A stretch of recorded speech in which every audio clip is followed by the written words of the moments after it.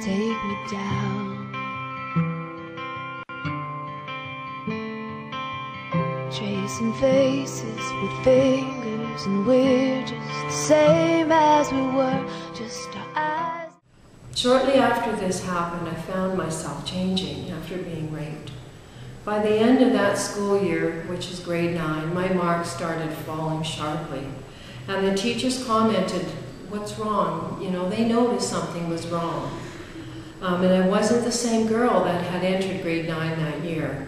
As time went by and I never told anyone what happened to me, I found myself trying to hide the pain I was carrying. I really felt alone, actually, in all of this. So I started covering my pain with drinking excessively. I felt better. It masked the pain I carried. And then I started experimenting with drugs, and that even helped even more. I liked how I felt when I was drunk or on drugs. I felt happy, even though I know it wasn't a real happy, but at the time I just could forget. So now I'm in high school, grade 10, I've just turned 15, and my life is still, I'm feeling I'm covering up and masking, and then I met another boy who then became my boyfriend early in the school year.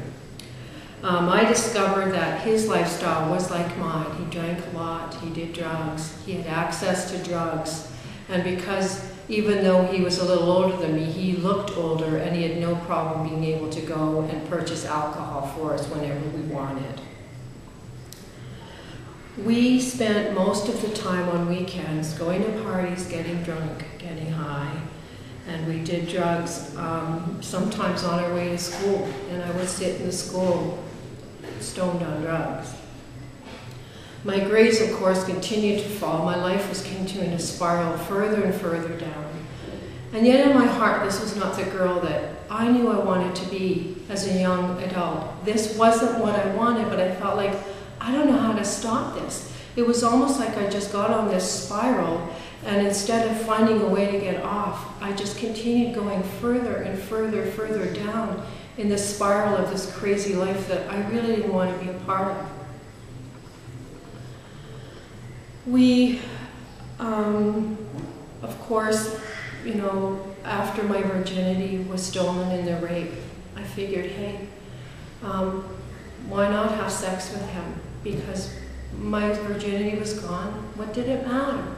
So we started having sex, and we had unprotected sex all the time, and I knew I was taking risks, and I was in a very high-risk situation, but it didn't seem to matter. I felt like he was someone who cared for me, he accepted me, and I just didn't think about perhaps the consequences of that.